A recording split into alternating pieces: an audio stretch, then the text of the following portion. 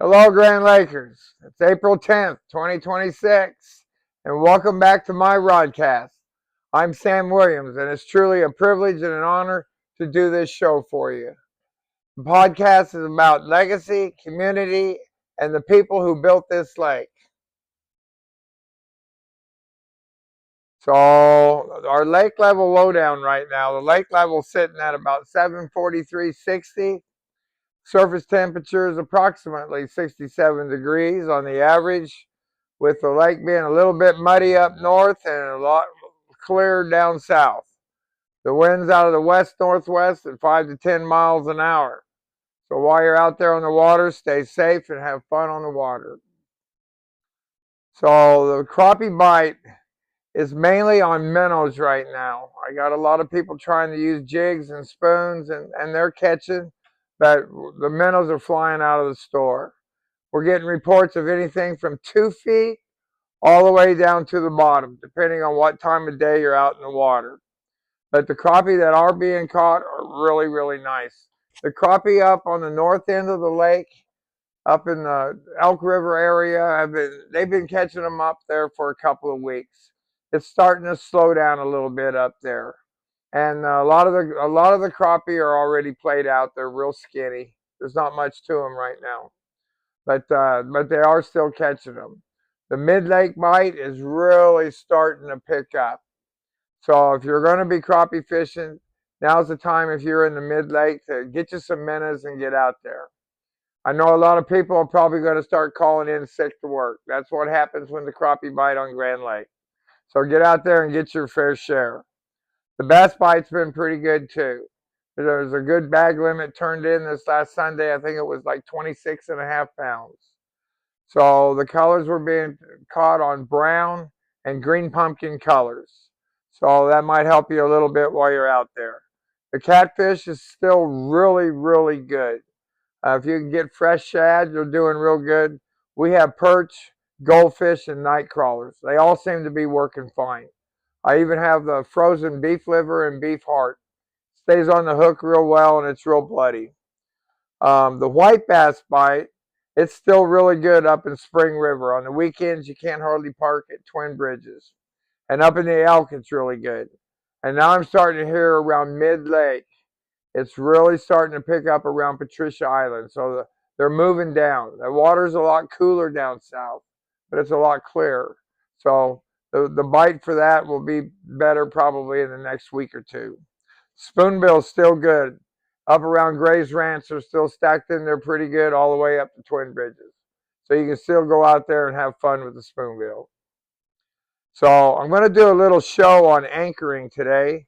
A lot of people seem to have problems with anchoring, and I'm going to see if I can help you out a little bit. All the time I had down in the Florida Keys, I've learned how to anchor in big water.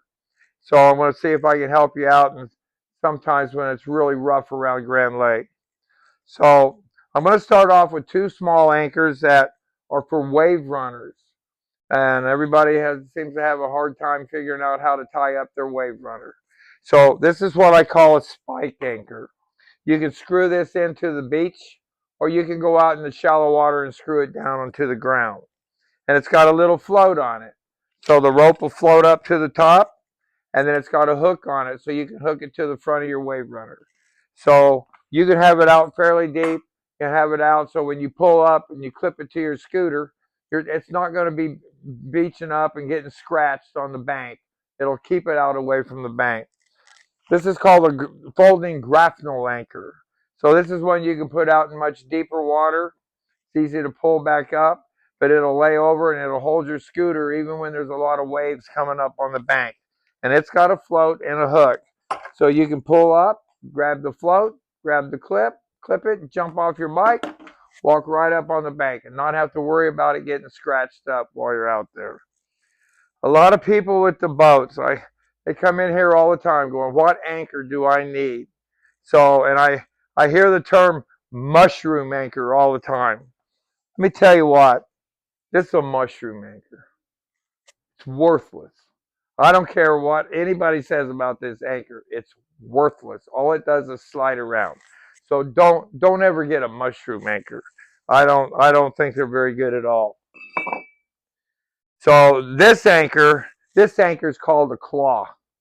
This anchor is really good in all sorts of bottoms, rocky, sandy, muddy, whatever kind of bottom you have. This anchor is called a plow. This is what you see on a lot of the big nice boats on the lake. Uh, these two anchors are made to come up into the pulpit or a cradle. So when they come up out of the water, you want to make sure that the way I've got my anchor tied, a lot of people just tie it to the top.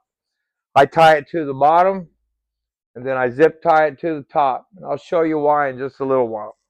But this way the anchor comes up straight, it comes into the cradle, and you can rock it down in there, and it'll drop right into place. So these two anchors are what you're going to find on most of those boats. This anchor right here, this anchor is a rock anchor. So it's made for just really super rocky bottoms. It'll grab it real good and it'll hold. So this anchor right here, this is called a Navy anchor. And it's pretty good for up in the rivers when there's a lot of current. But you have to let a lot of scope out on the rope to make sure that it stays down. Putting a chain on the front of it always makes an anchor work better.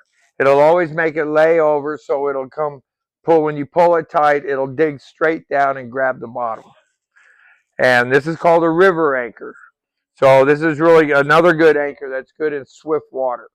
So it'll pull over to the side, it'll grab. It's another anchor that you have to let a lot of scope out so it'll grab the bottom. Another good anchor for the river when it's really swift is called a box anchor or a slide. And this anchor, no matter how you drop it, upside down or this way, it will grab the bottom and it will dig. And a lot of people make the mistake of not letting enough scope out on that rope. That is so important to get that anchor way out in front of you.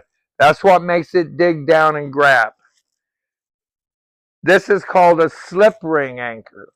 So this anchor right here basically keeps you legal. That's about it. People buy them because they're cheap. You can put a rope, you can tie onto this right here, and it's designed to where if you pull underneath a bunch of rocks and you get hung up, you can tie it, you can reverse it, and it's supposed to be able to pull the ring back so you can back up and pull it out of whatever's underneath you. So that's called a slip ring anchor. They work about 25% of the time. A lot of times you can spend 30 minutes trying to get this thing a hook. So I don't really recommend this anchor. The anchor that I sell the most is called a folding grapnel anchor. Okay? This thing will fold up into a very small position. But when I hook an anchor up, the first thing I do is I take an anchor shackle and I'll tie it to the chain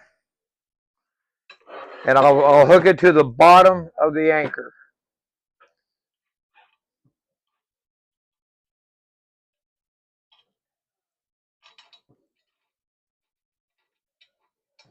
Everybody thinks I'm crazy when I do this, but I'm going to show you why I do this. So now, all the pressure's on the bottom of this anchor when you go to hook it up. I'm going to take the shackle out of the top, and I'll put it onto the top of the chain.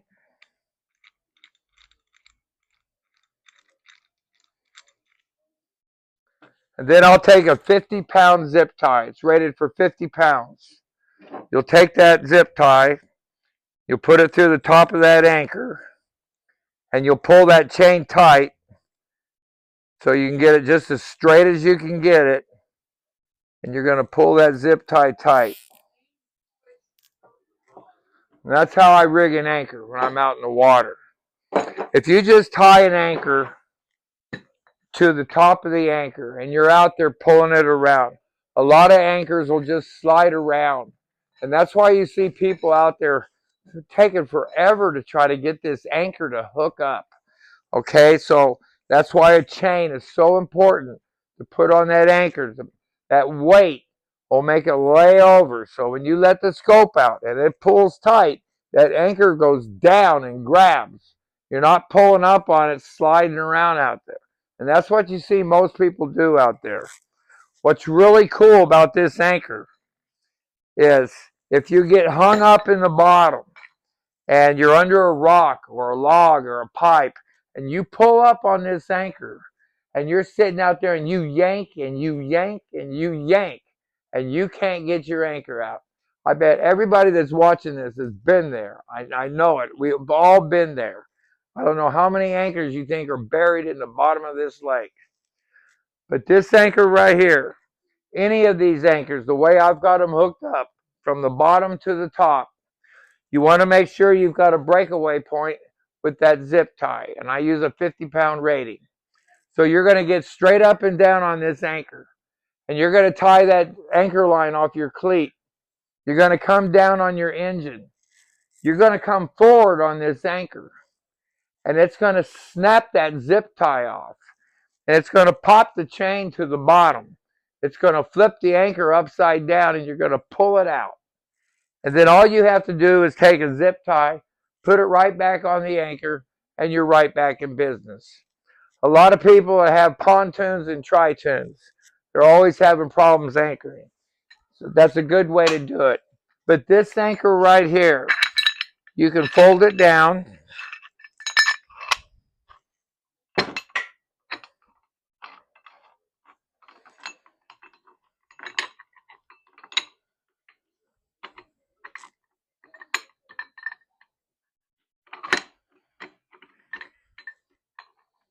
Works a lot better when I'm not on the camera. There we go. Fold it up. So you can take a piece of 6-inch PVC pipe, and on the inside of your gate, where it comes together in the corner, you can zip tie that piece of pipe in there.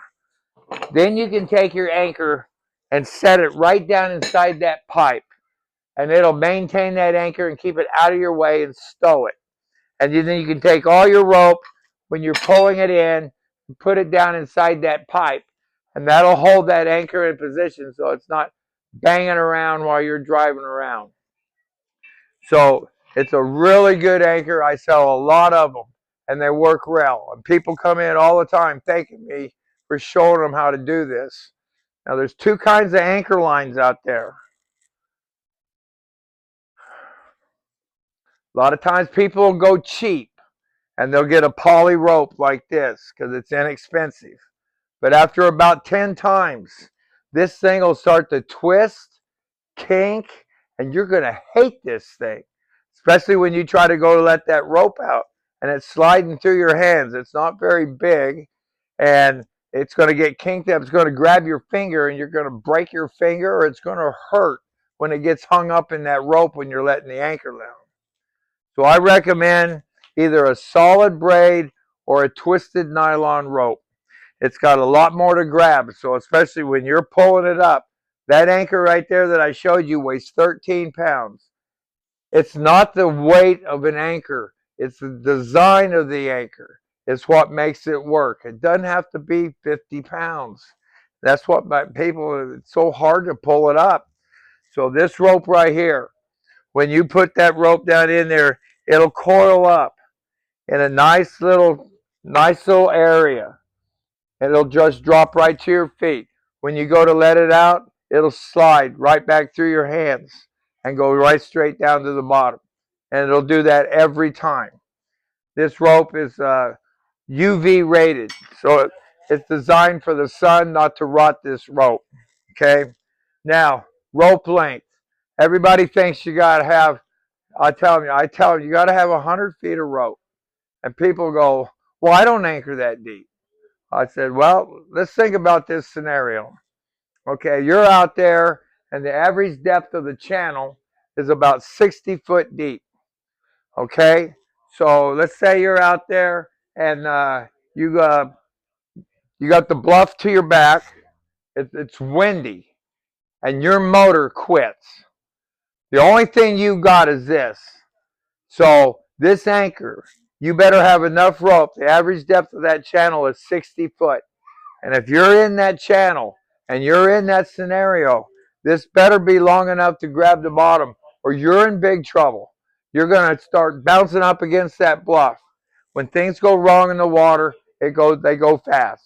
So you need to be prepared. Okay? So that's what I can explain to you about anchoring on Grand to make sure that you're safe. This is one of the most important things on your boat besides your life jacket. So don't cut corners. If you've got an expensive boat, don't go buy a $25 anchor when you may need this someday to protect you and your friends on the boat. So that's what I have to tell you about anchoring on Grand Lake. If y'all ever have any questions, you can feel free to come down and see me. I can walk through this procedure at any time, show you how to tie it up, and show you different anchors for different things.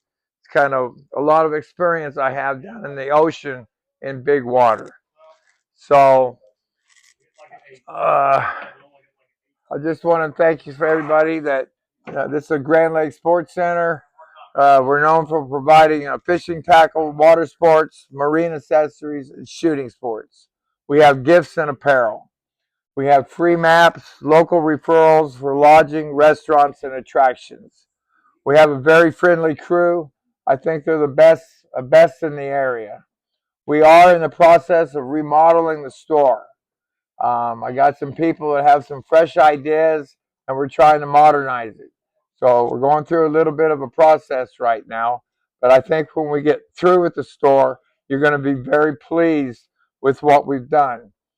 We're going to have an information headquarters part of the store where you can come in and get information about anything, fishing, lodging, what's going on in the area. So we're anxious to get this up and going so we can be a bigger player for the area. I want to thank all the servicemen and women, law enforcement, and first responders for all the services they do to keep us safe and in this beautiful free country. Grand Lake's more than water. It's memories, family time. So this is Sam Williams. I really appreciate you watching and listening to the Rodcast. This is the Grand Lake Sports Center. I'm a local who loves my community and supports it with all my heart. So thank you very much for listening and come and see us. Thank you.